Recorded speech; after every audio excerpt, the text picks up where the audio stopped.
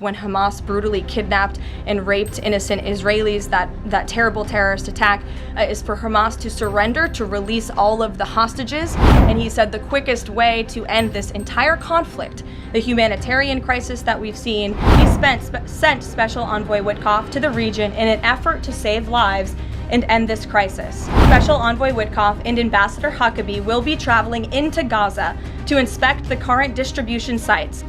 I know the topic of Israel is on everyone's mind. I have an update from Special Envoy Steve Witkoff, who I got off the phone with this morning. Special Envoy Witkoff and Ambassador Huckabee had a very productive meeting with Prime Minister Netanyahu and other officials today in Israel on the topic of delivering much-needed food and aid to Gaza. President Trump is a humanitarian with a big heart, and that's why he sent Special Envoy Witkoff to the region in an effort to save lives and end this crisis. Tomorrow, Special Envoy Witkoff and Ambassador Huckabee will be traveling into Gaza to inspect the current distribution sites and secure a plan to deliver more food and meet with local Gazans to hear firsthand about this dire situation on the ground. The Special Envoy and the Ambassador will brief the President immediately after their visit to approve a final plan for food and aid distribution into the region, and we will provide more details for all of you once that plan is approved and agreed on by the President of the United States. And then on Israel-Gaza, there are some reports that negotiations with Hamas might not be continuing. Did you get any updates from Steve Witkoff on that?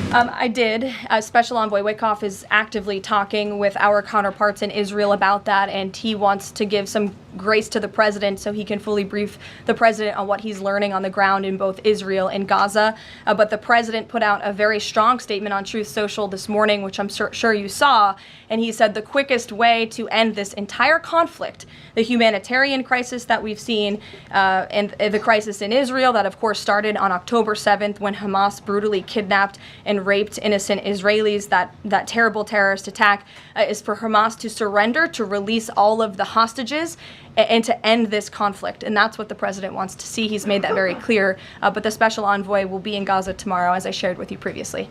Two questions. So what Hamas hardens its position and Israel provides aid? Do you have any new information on the hostages that need aid too? And second question, we heard President Trump criticize President Macron and Prime Minister Starmer for their statement about recognizing a Palestinian state. What is the President's position on recognizing a Palestinian state, and will he recognize Israeli sovereignty in Judea and Samaria? I can answer both of those questions for you. On the second question about a Palestinian state, the President expressed his displeasure and his disagreement with the leaders of France, the United Kingdom, and Canada. He feels as though that's rewarding Hamas at a time where Hamas is the true impediment to a ceasefire and to the release of all of the hostages. So to your first question, the President wants to see all of the hostages released. He cares deeply about this. He has met with many of the former hostages, many of the families of those who have loved ones who are still being held hostage in Gaza. I have met with them too. It is absolutely devastating what these poor people have been through, and the President is always thinking about them, and that's why he's designated his Special Envoy Steve Witkoff, who's doing a tremendous job to release the hostages and to end this conflict. But the President has always said the last remaining hostages, now there are 20 living hostages in Gaza, will always be the hardest because Hamas is unfortunately using these innocent people as bargaining chips. But nevertheless, we are committed to seeing this come to an end.